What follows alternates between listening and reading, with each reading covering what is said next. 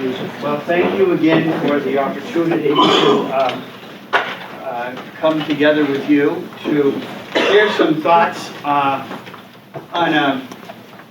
I find these two that I've done, the New Testament last half of the year, from I think September to December, and this one now on the Old Testament. You get an idea that there's a depth and a richness and a real great sweep of our relationship with God in both of the Testaments.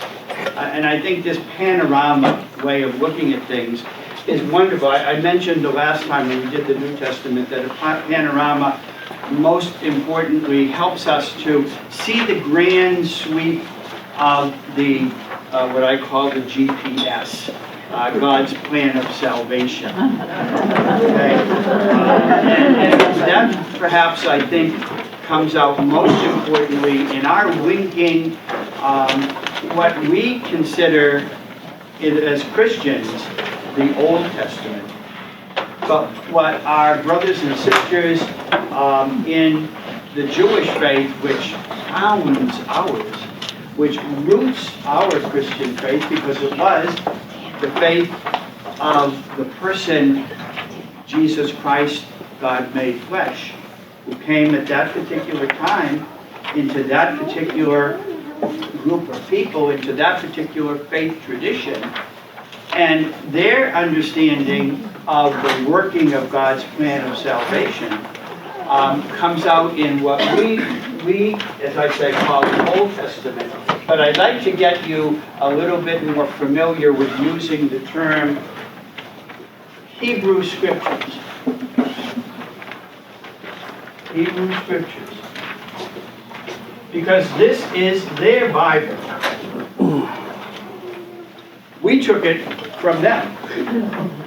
And we made perhaps a few, certainly, additions even to what they have in their Hebrew Scriptures, which is based on three different sets of books you will find. We've got them in our Bible in the Old Testament, but it's called T-A-N-A-K,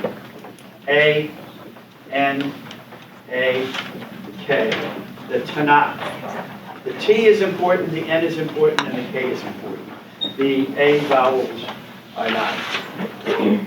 Basically, the Hebrew Scriptures that you're going to study, that you're going to become familiar with, involve the Torah, which is the first, especially 5 books of the Bible. Genesis, Exodus, Leviticus, Numbers, Deuteronomy. That's the Torah that when Jesus talks about the Torah, when the Pharisees talk about the Torah, this is the group of books that they're referring to. The Torah that initially brings the understanding, some of the self-identity understanding of who these people of God are and what it is that are their roles and responsibilities in relationship to the covenant God has with them, are found in the Torah. N stands for N-E, Nev-E, that's a little kind of an extension, Nevi'im, Nevi'im, Nevi'im, Nevi'im, which is the prophets. So you'll see in our Old Testament a number of books that are called prophetic, and they usually include Isaiah, Jeremiah, Ezekiel, the big 3, and then 12 of the smaller prophets. But they're all writing prophets. They're all prophets who have left us in some way some indication of what their understanding of the relationship of the people of God is with God. And they're not prophets in the sense of they don't out there to predict like astrologers do. They are people who will use, and I'll explain a little bit about this later on, but they use the principle of if-then. Okay? If you do these things, in relation to the covenant, you will be successful. You will be, in a sense, rewarded with good life, with a strong national identity, with a country that is successful in the world. You will thrive. If you don't, then things will fall apart. And that's because you haven't kept fidelity to the covenant. So you'll read a lot of that. And then K stands for Ketuvim.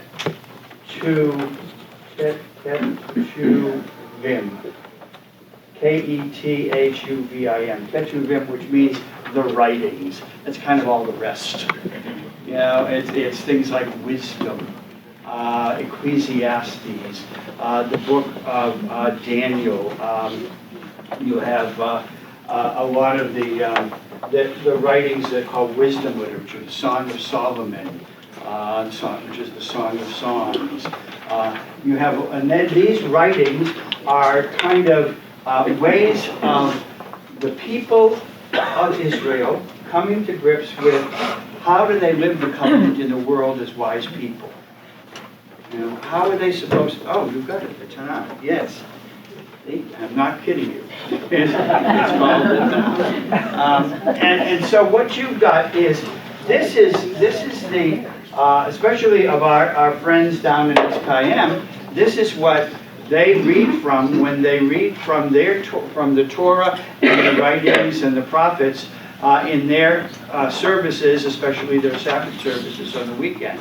If you were at our last thing that we went to them a few weeks ago, maybe in December, they do a wonderful thing on the Sabbath service. They go to the central section of their, like we have a central section, it's called where the altar is.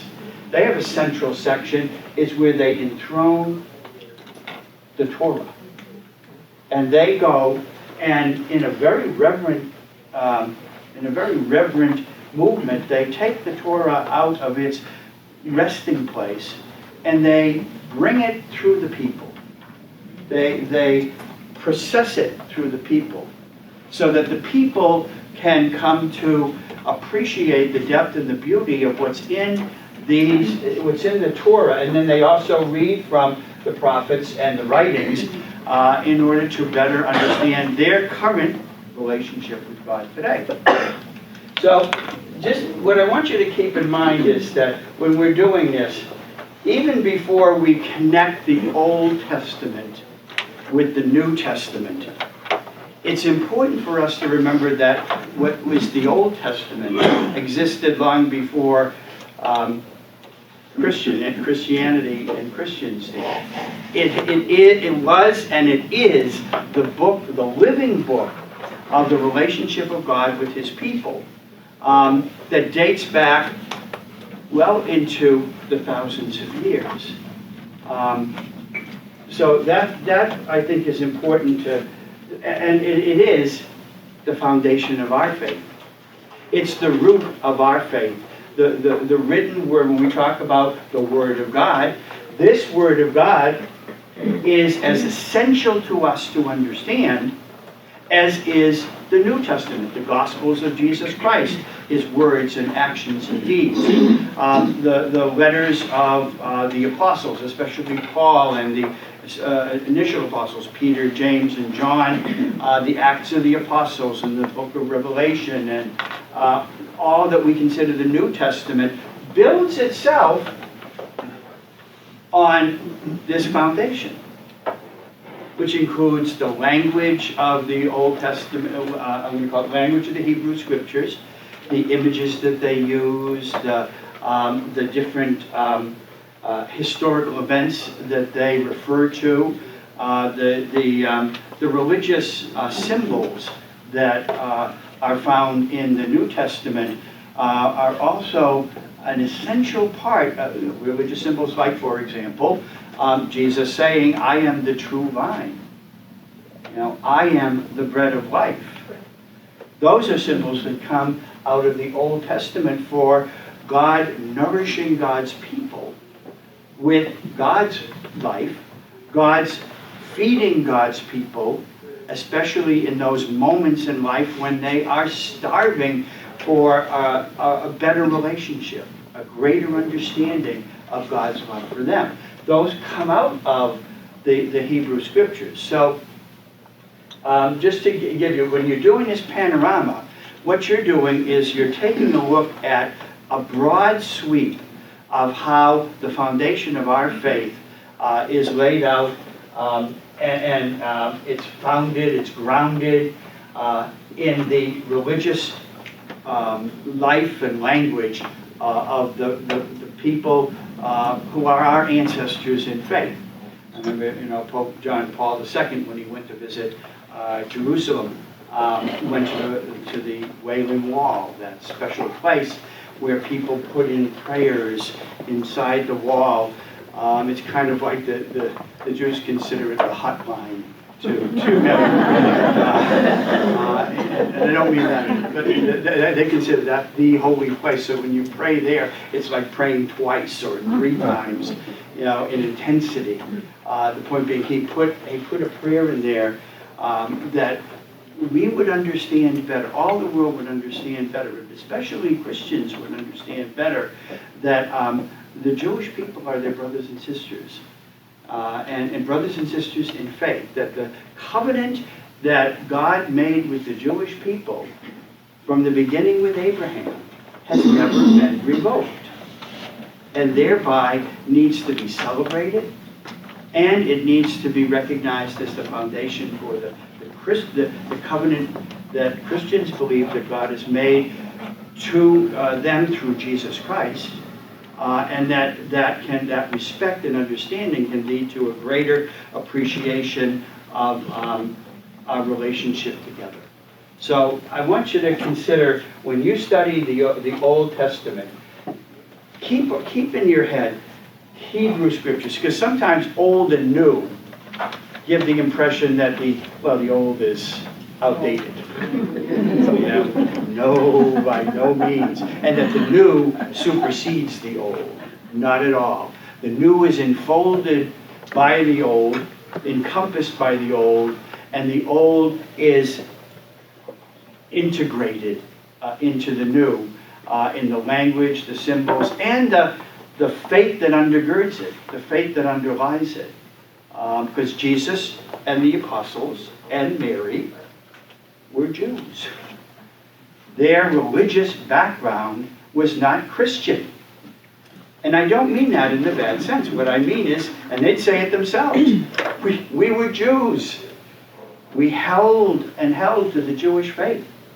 What we prayed for were Jewish hopes. Where we went to worship was in Jewish places of worship. And that you're going to discover some of that as you go on. So the important thing is, if you keep this in mind, you'll continue to learn to make the connection. Take old out of your head and new out of your head, and put Hebrew Scriptures and Christian Scriptures into the vocabulary. It will give a greater appreciation, I think, of how both intersect with each other. Okay, or one of them is called the First Testament, and the other is the Second Testament. The First Testament is the first witness of God's covenant to God's people is found in the Hebrew Scriptures.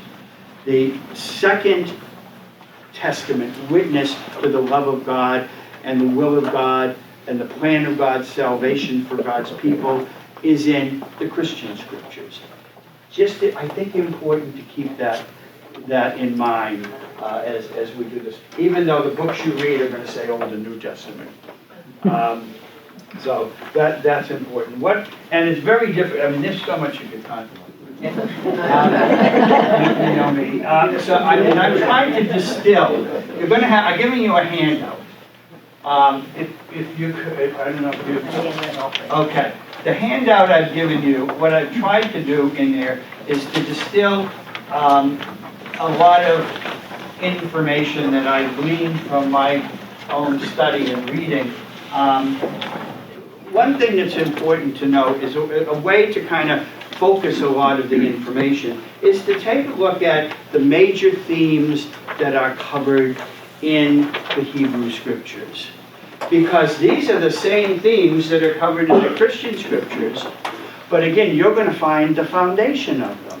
The foundation for, again, this is Jesus's and the disciples and Mary's religious worldview.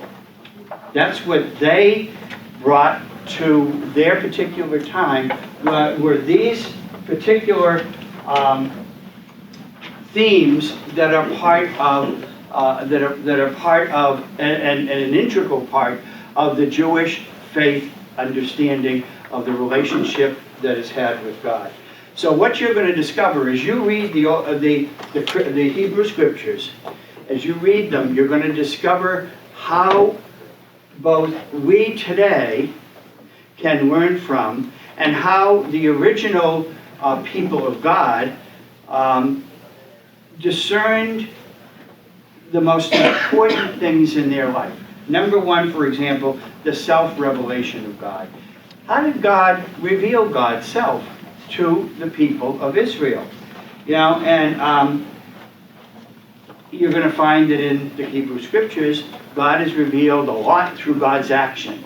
God as creator. God as liberator. God as savior. God as sanctifier. Making holy the people. A lot of Israel's understanding of who God is also taken from interacting with, they weren't the only religion of the time. They were competing in many, many ways in the area, especially of that area of the Middle East. They were competing with lots of rival religious understandings of the world and God. The Egyptian one, the Canaanite one, the Assyrian one, the Sumerian, the Babylonian ones. All of these were interacting with people at the time. So Israel was beginning to discover itself, its identity, who it was as unique in the eyes of God, by asking the same questions, but through God's revelation, especially in not just words, but in actions, who the true God was for them. Okay, so you're going to discover something of Israel's understanding of how God reveals God's self, not only through words, but through dreams, but through activities like the Exodus. Activities like them being granted the land and how they received the land, the promised land, and God's protection of them through the Ark of the Covenant, etc. So you're going to find a lot of self-revelatory things of God, and included in that is what I call here the nature of God, the titles of God that they had for God as merciful, God as compassionate, God as the liberator, God as the redeemer, etc., etc.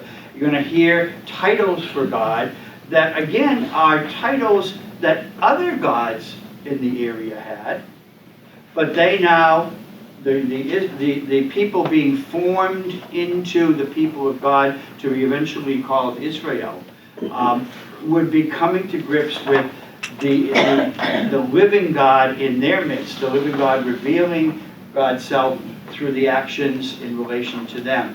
And they're going to be looking at things like Yahweh, which is a special name for God in the Canaanite religion. And yet they took it over and gave it a brand new meaning and a brand new understanding based on the brand new ways in which God was revealing God's power and God's glory in their life. So they didn't necessarily create a new name. What they did was they used the name and brought into that name a brand new experience. I have down here things like Lord Sabaoth, which is Lord, great Lord. It just means great Lord. God is a spirit, for example. God is one, because again, in their understanding of the other nations around them, in their religion, God wasn't one. God was many. Where they had something like polytheism, many gods, and there may have been one special God who kind of like ruled them all. But Israel was developing an understanding that there was only one God, and it took numbers of years. It took centuries for this to develop. They didn't start off thinking that way, but they began to develop and to grow into that understanding that eventually there may have been other gods and other religions. They were not in any way as powerful as the one God of the growing Israel community. And that God became the all-powerful one, the all-caring one, the all-merciful one, etc., etc. So you're going to discover how Israel began the development of its understanding of who God is, and how Jesus ended up, and the apostles and Mary ended up being heirs of that understanding that eventually grew and developed down the line into what would be the religious worldview of the 1st century AD in which they were born, in which they lived. You're going to find out about characteristics of God, God's power, God's holiness, God's righteousness, mercy, and love, always through the actions of God's people towards God's people.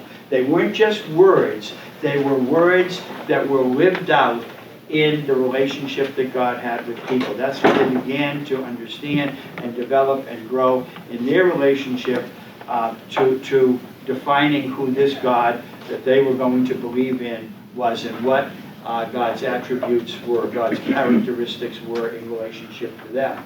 So, and then these are a lot, again, some of the major things that we've grown up with. And importantly enough, the Hebrew Scriptures tell an awful lot. It's a big word.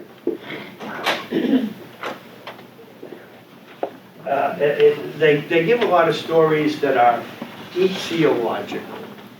And it simply means how things came to be. How sin, for example, entered the world. People ask the question, well, where did sin come from? And so you have a whole set of stories in Genesis to explain how sin entered the world, how it passed on from generation to generation, how it grew and developed into a much larger thing than a few people in terms of the flood, the Tower of Babel and all that kind of thing. Or you might have names for ecclesiological causes, how things came to be or developed. For example, the names of people. What does the name Abraham mean? What does the name Sarah mean? What does the name Judah mean? What does the name Israel mean? Etc. So they're going to give you understandings of how these names are not just simply like John Smith and Mary Smith and that kind of thing. They're going to give you a basic understanding that God, the people were named after or named their children after ways in which they were related to God, to God's world. So, and then some of the stories, the causing stories, are going to have to do with the people around them, for example. You're going to learn about the Edomites, who were descendants of Esau, who was the brother of Jacob, who had a fight with him because of the birthright. And they got into such an argument that they had to be separated from each other lest they kill one another. And so Esau moves east while Jacob moves north. And they live in an unreconciled relationship for quite a while.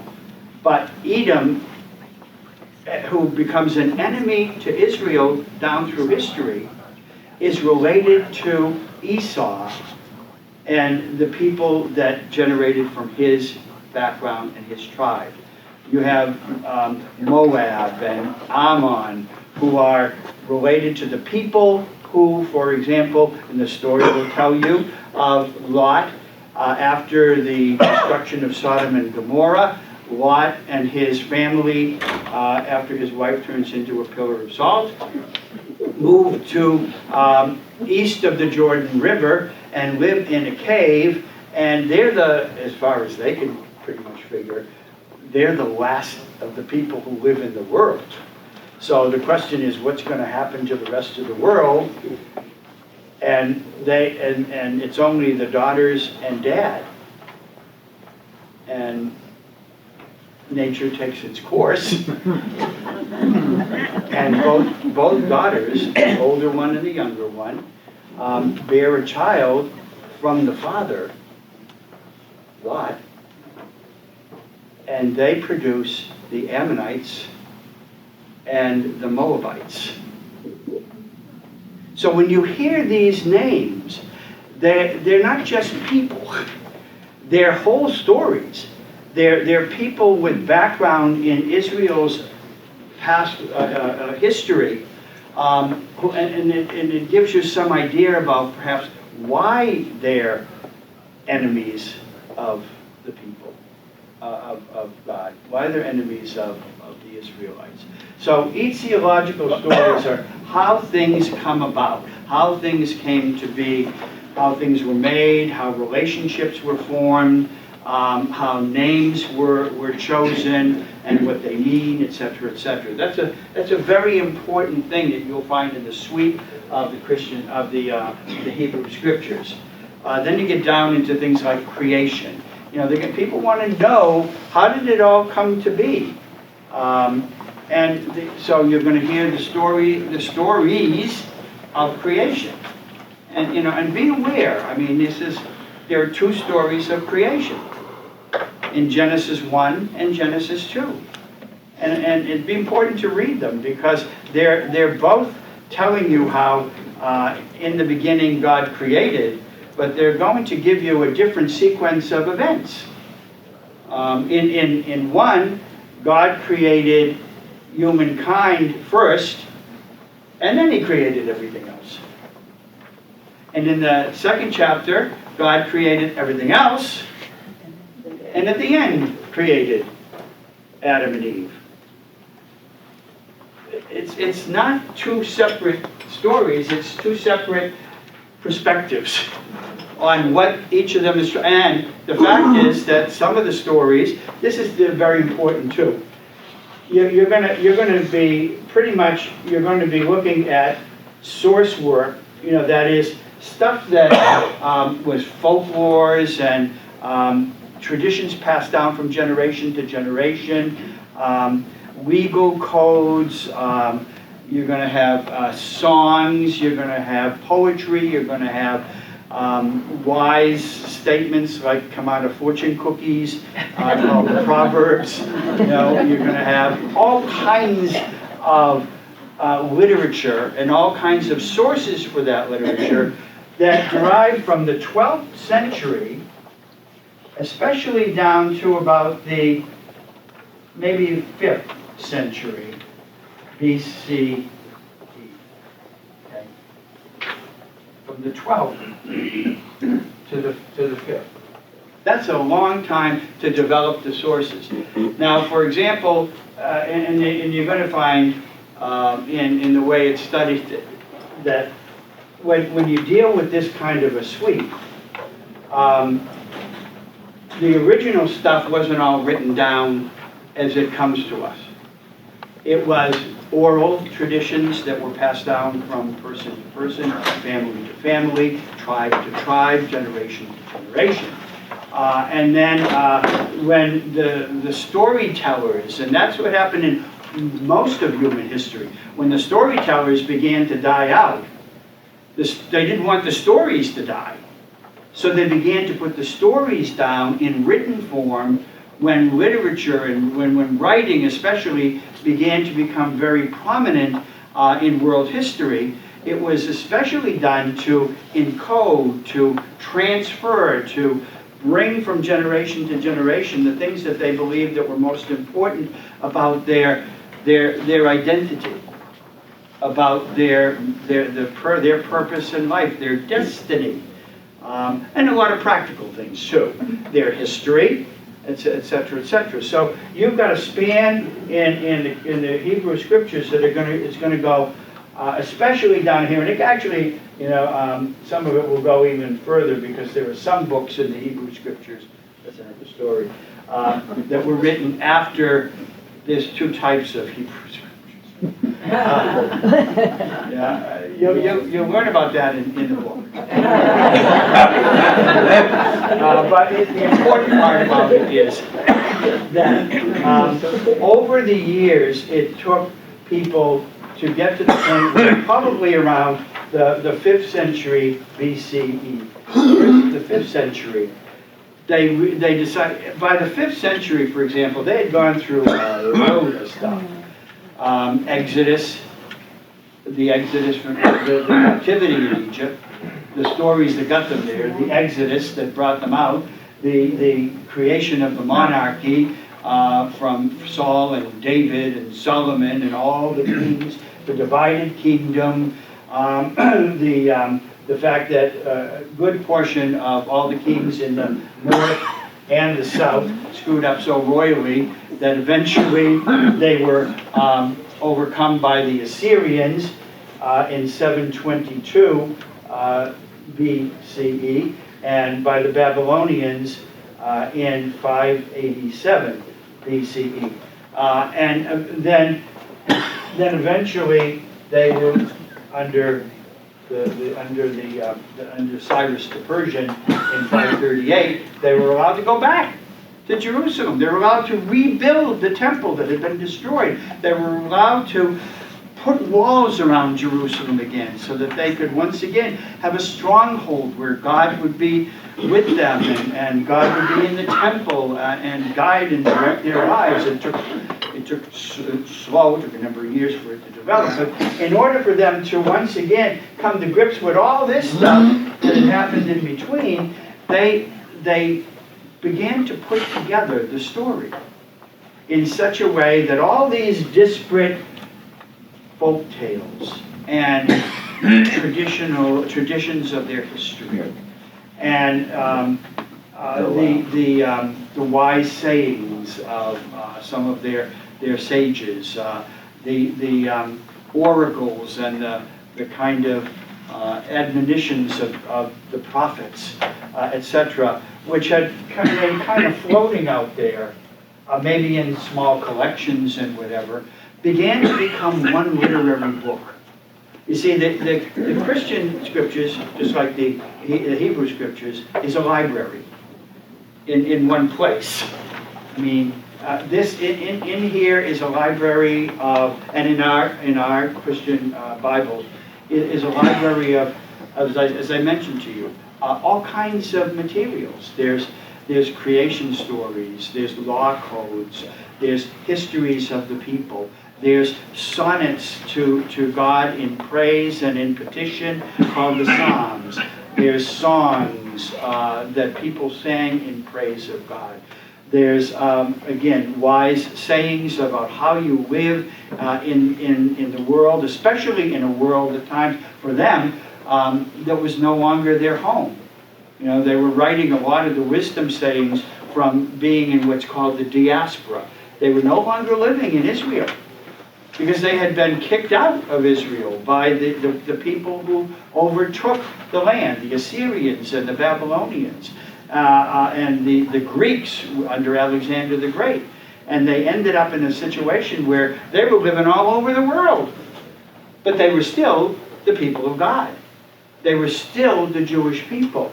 And so they wanted to figure out the best way for them to keep their faith, their traditions, their ways of worship in foreign lands. So a lot of the wisdom literature that you're going to read about And that and you've already done some things on the Psalms, I know, in Little Rock, and but a lot of those other books in the Ketuvim, the kind of the writing section of the Tanakh, are all on how do you live in a foreign land and keep your principles.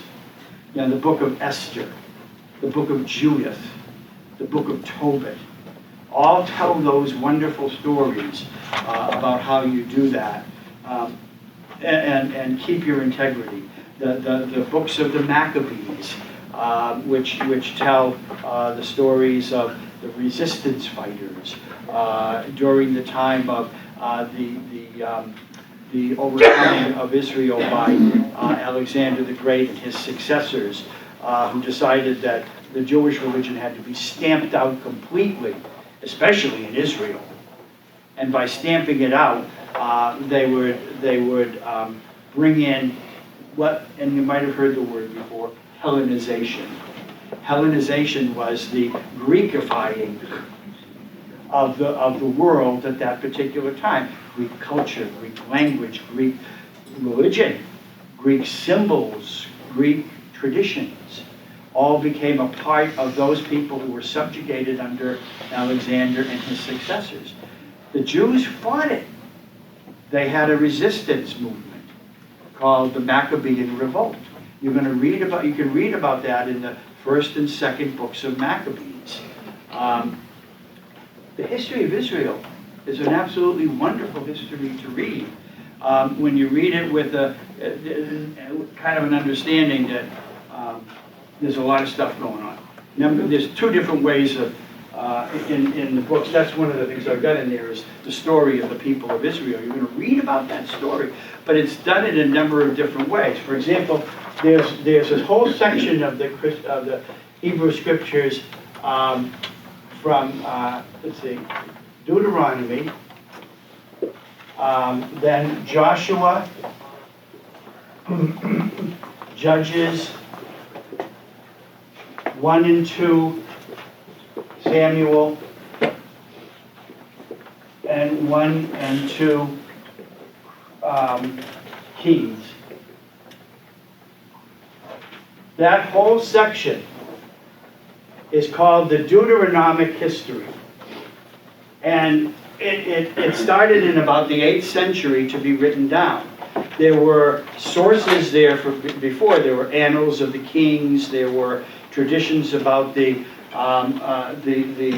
wars that had been fought, about the life of Samuel, the first prophet, the life of Saul, the first king, etc. There were all kinds of things, but they were put together with the basic understanding that the history of Israel, and remember, this stuff started to be collected or written about the 8th and 7th centuries, but was put together only around the 5th century to explain why they got into the position they got in, where everything had fallen apart, that Israel was no longer a nation, the temple was destroyed in Jerusalem, people had been dispersed out of the promised land.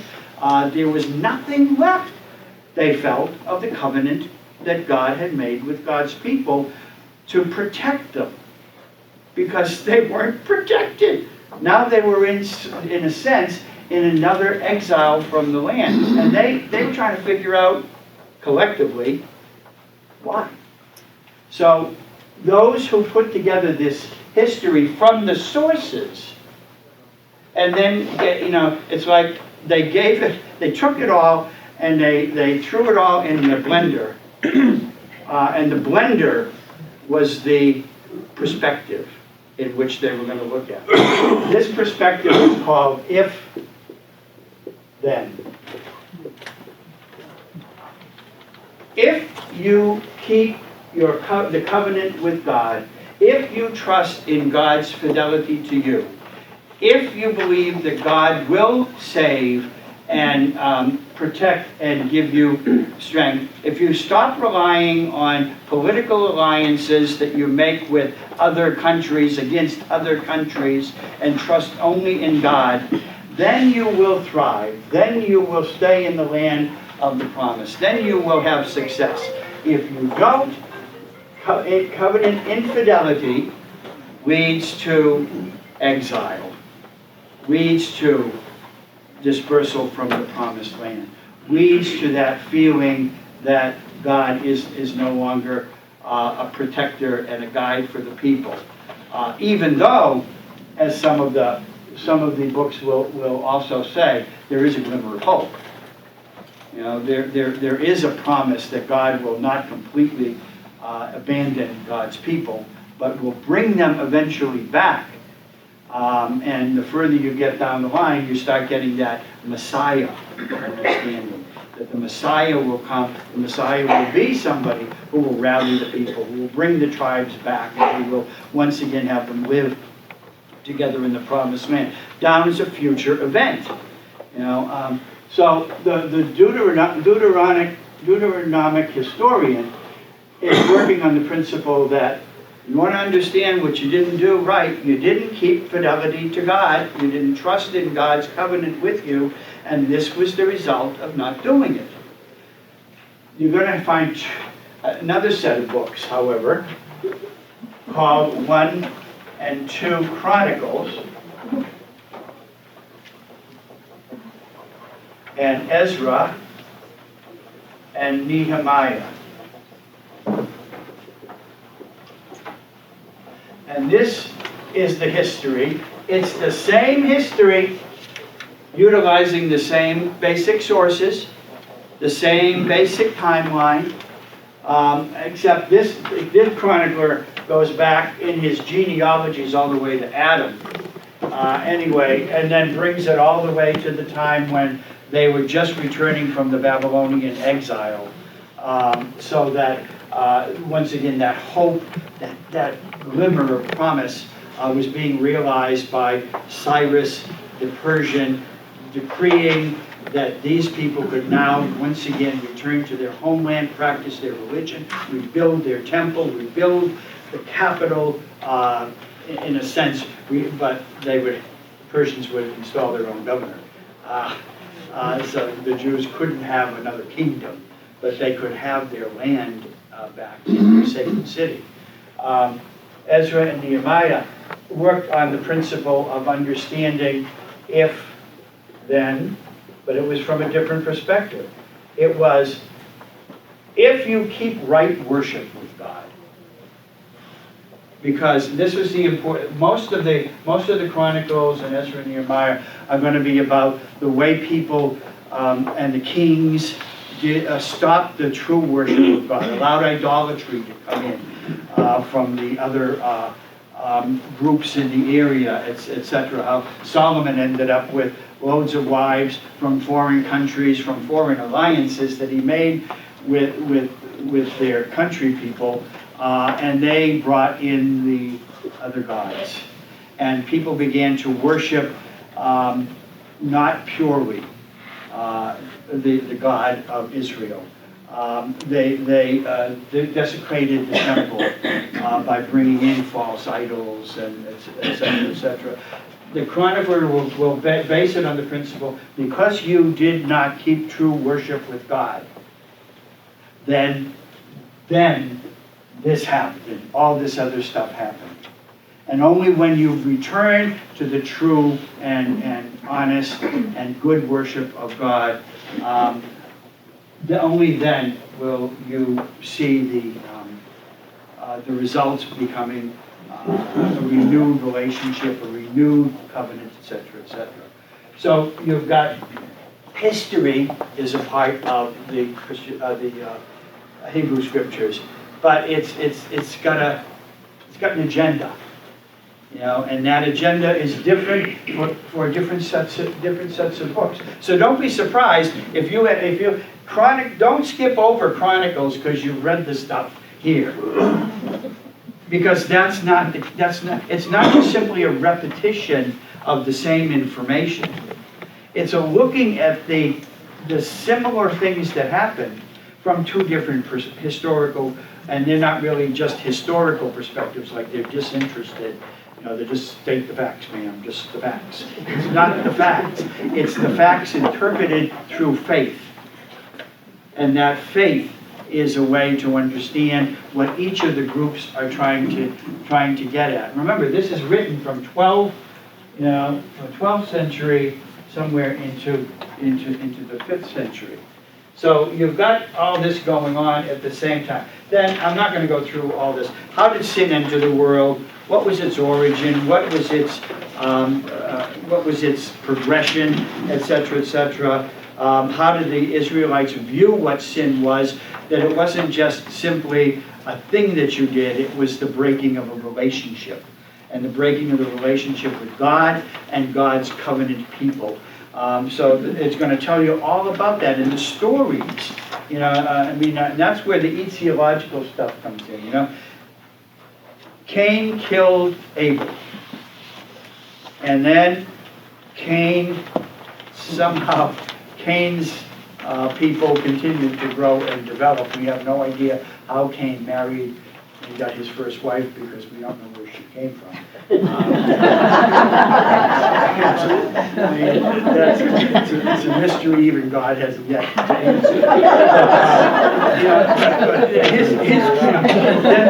The human race continues to grow, and then you get to the point where they start to build the Tower of Babel because they think they can be better. In a sense, they think they can, by their human efforts, reach God, understand God. Be able to, like other groups around them, interact with God, but by their human standards, in their human fashion, in their human way. Power. What happens is, the tower is destroyed, so the tower becomes kind of like a symbol of human arrogance. And God destroys the arrogance, disperses the people, to the point where instead of speaking one language that was disunifying, they spoke lots of disunifying languages in order to highlight the fact that this is what sin leads you to, is a constant disunity among the people of God who God wished to be one in the beginning. So you've got that. Then you've got the whole thing on covenants. And these are so important. Jesus talked about the covenant with God. Covenant. This is the new covenant in my blood.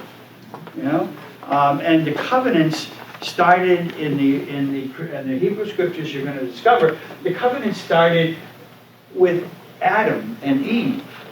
The first covenant that was made with them was, I give you all this. Name it in terms of creation. Put it into a relationship with each other and a relationship with me. Live in harmony with each other and with me, and paradise will happen. Okay? So you have the covenant with Adam. Then you have the covenant with Noah. After it all gets screwed up, and then they land on dry land, and God makes a covenant with Noah. It's the rainbow covenant. Never again will I do this to my people. Never again.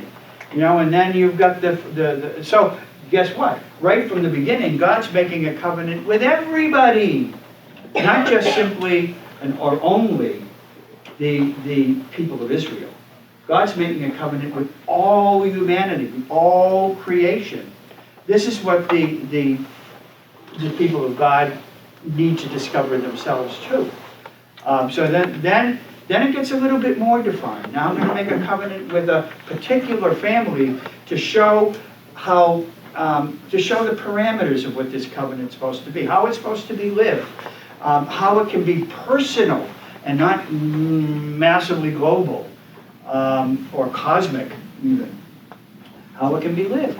So I'm going to do it in terms of a personal relationship with a particular family.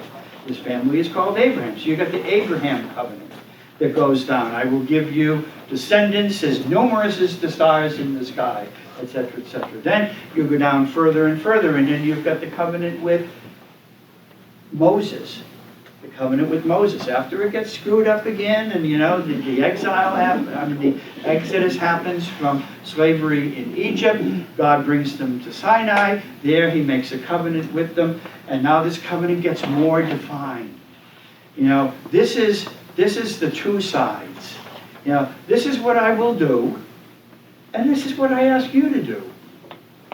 And we call them the Ten Commandments, but as you'll discover in the book of Exodus, the book of Leviticus especially, there's much more to it, because this covenant not only is on tablets, it's meant to be written in the hearts of people, in their lives, in their actions, in their daily activities, in everything from how they bless the food that is given to them by not only keeping it in touch with God through a particular blessing, but how they utilize it in terms of how they prepare it.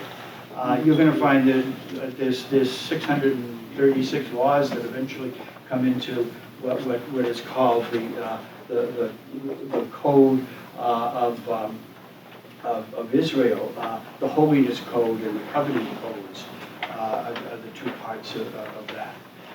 So you've got the covenant made with Moses, and then you've got, that gets eventually, more and more screwed up,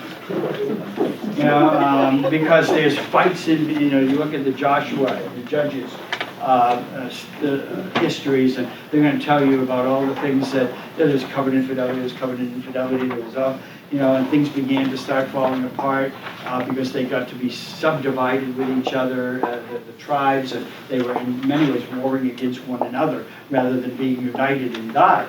And so eventually they asked for a king, just like everybody else has one. Be careful what you ask for. Just like everybody else around them has a king, Israel wanted a king because they felt that king could once again bring all the tribes together and unify them under a goal and whatever. And so they picked Saul, and Saul screws it up. If you read the story, it's a wonderful story. It's a frightening story, but it's Saul and David and how they battle with each other, and how Saul starts off good, but power corrupts.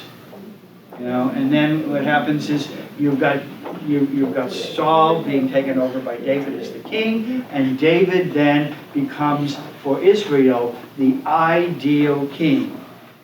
He wasn't personally the ideal king. If you read the stories in the Deuteronomic History about David and Bathsheba, David and the ways he got his power, the way he kept his power, the fights, the internecine fights that the family had with each other, etc., etc.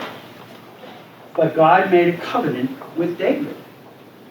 And the prophet Nathan, when David says to God, "Okay, I love you so much, I'm going to build you a house, the temple. I'm going to build you this house. Because why should I be here in Lebanon cedar and you in a small ark under a tent? Oh, I'm going to build you a house." No, God says, "I'm going to build you a house."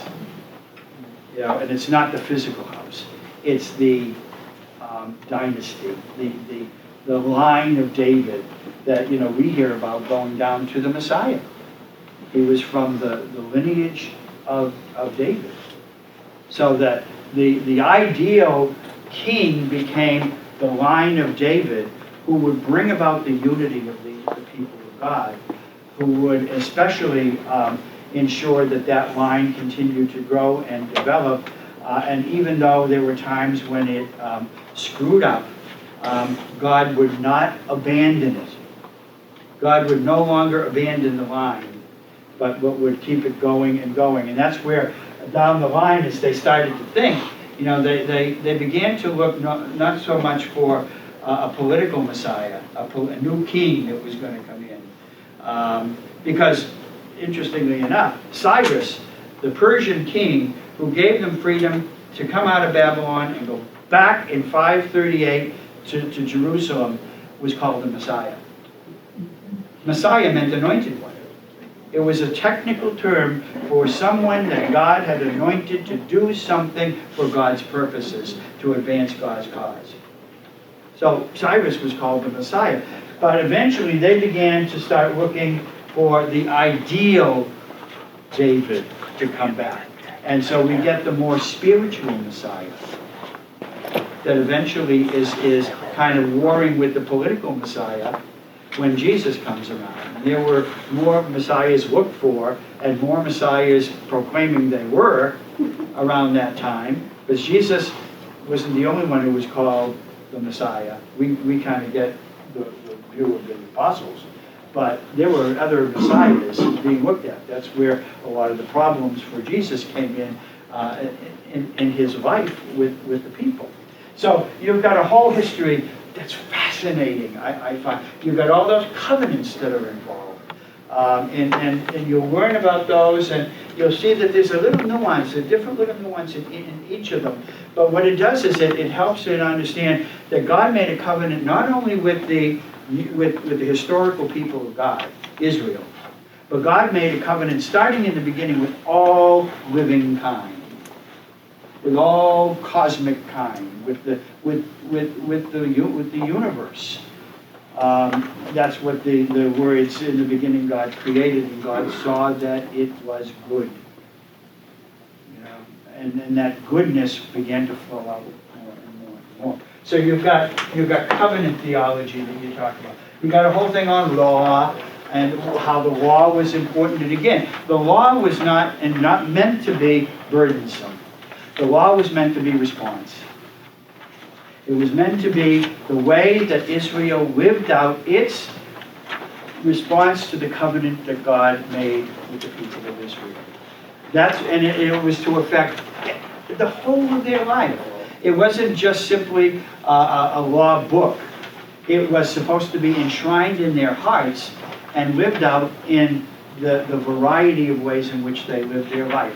With themselves, the way they valued themselves, the way they lived it with others, especially strangers, especially the poor, the widows, the orphans, the disenfranchised, the voiceless, etc., the way they wielded power, the way they used that power for God's purposes, the way they lived with creation.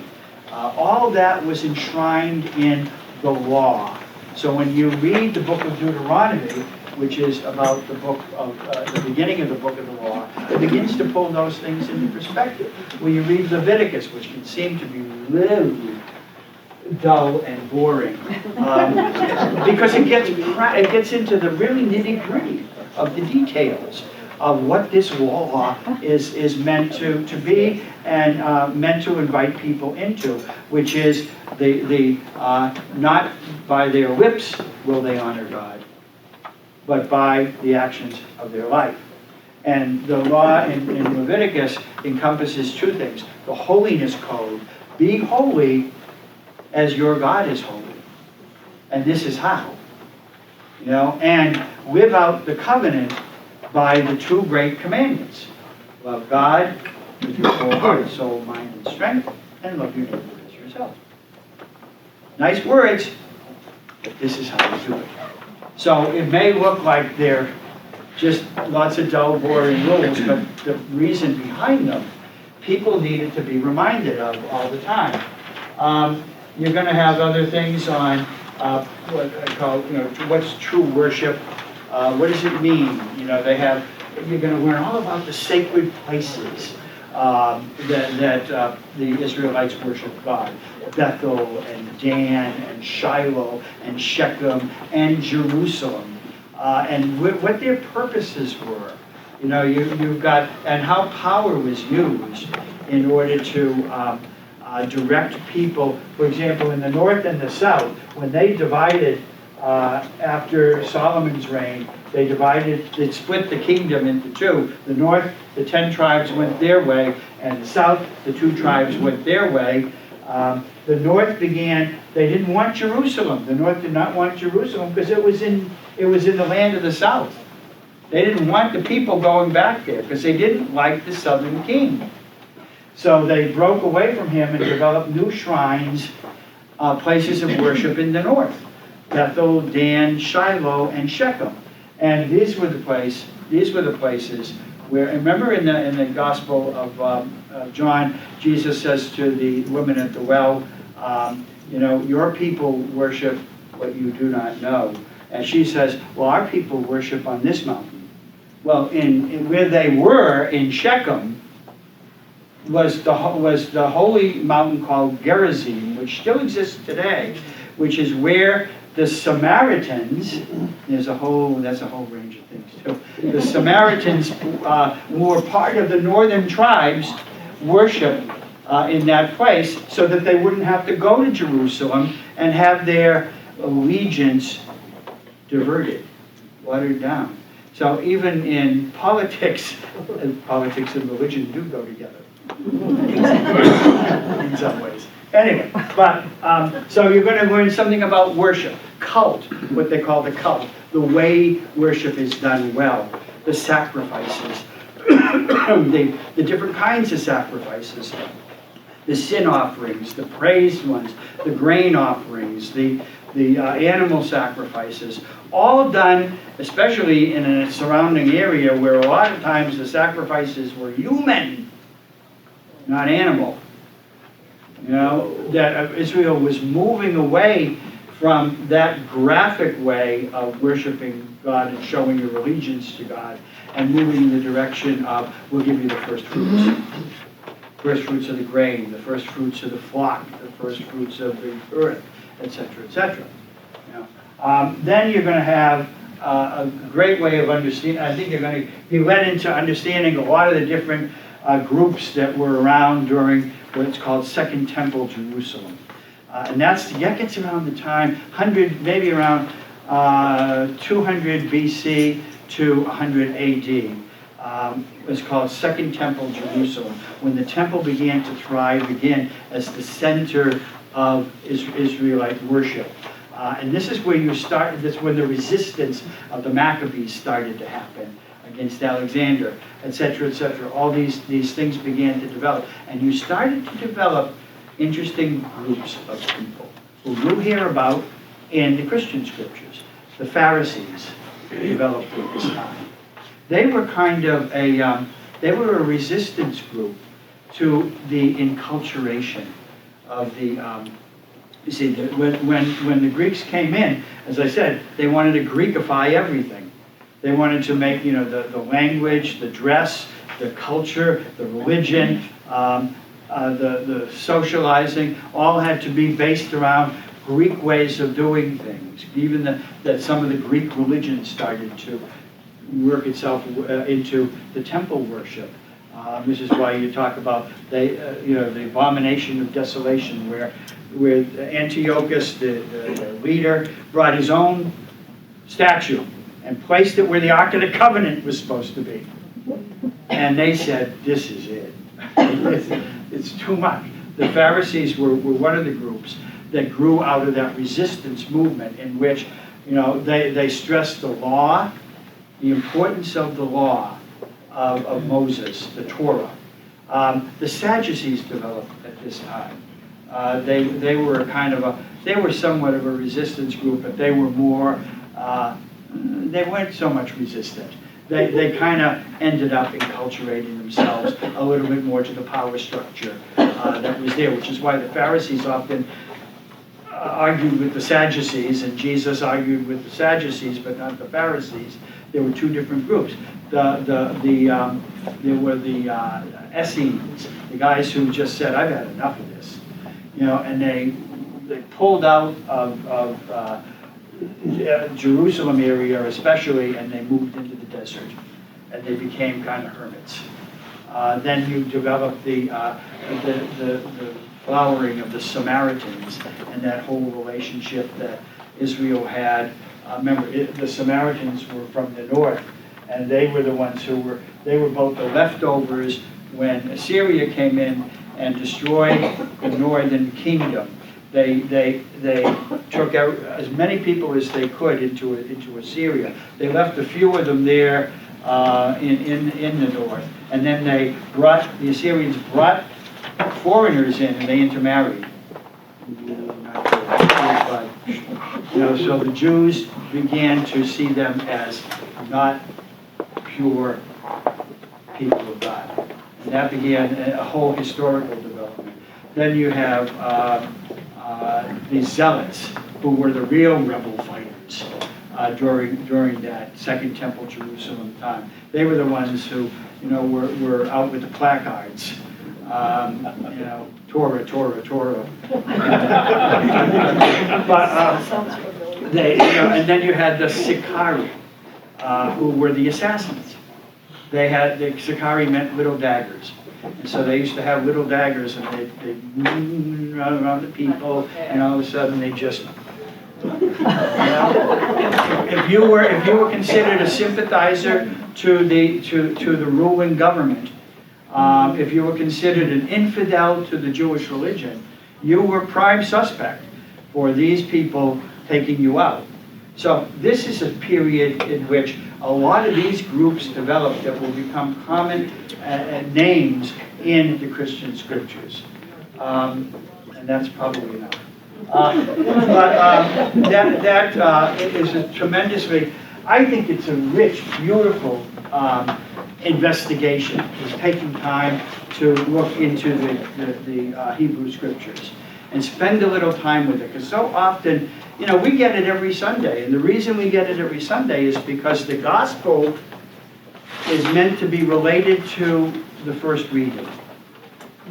Because some theme, some image, some symbol, some part of the message of the gospel is to relate back to the original covenant that God made with God's people in a variety of different ways. So when you look at the first reading and you look at the gospel, you're meant to see some intersection, some interaction between the two messages. And thereby get the understanding that the gospel didn't just come from nowhere. It was built on a foundation. And that foundation was laid by God's relationship with the cosmos, and then the more particularizing it with a particular family of Abraham, which was all humankind, and then with the particular group within that family called the people of Israel, which come in with the covenants made with David and the Messianic covenant in the end. So read it. Just, if you take the next 3 or 4 years. But understand how I think rich and valuable it is for us as Christian people to understand where we came from. And you're going to understand the Gospels. You're going to understand the letters because they have similar symbols and language and images and things they refer to, historical events. And spiritual experiences and whatever, they have all those in common with the Hebrew scriptures. So enjoy. And I also gave you my thing on the Eucharist because you're going to be doing Eucharist for this. And so I gave you a little bit of my kind of reflections on what the Eucharist is, what it's about, and a little bit about how it intersects with, again, this whole thing. The Eucharist did not come about, it wasn't just Jesus' idea one day to say, okay, I'm going to leave you with the Eucharist. You've got the whole Passover tradition that comes into that. You have the whole tradition of Abraham sitting down with the 3 strangers who come, and he gives them hospitality. And in giving them hospitality, he entertains angels. And in the entertaining of the angels, they promise him from God that his wife Sarah, who is 90-something years old, will conceive and bear a child who will be Isaac, who will continue the line of the covenant made with Abraham. So, and then all the meals that Jesus eats with the people of his time. And he doesn't eat them with just the prominent and the powerful. He eats them with the sinners and the lepers and the lame and the outcast and those people who he wants to make sure get an understanding that the kingdom of God is a banquet in which God will provide all the nourishment that's possible for all the people that God loves, and not those who are just, they think, worthy of it. So you'll get a lot of background in the scriptures of the Hebrew scriptures about the setup for what the Eucharist is about and the different names by which it has been passed down to us from generation to generation. So that's part of the second thing. Anyway, I'm done.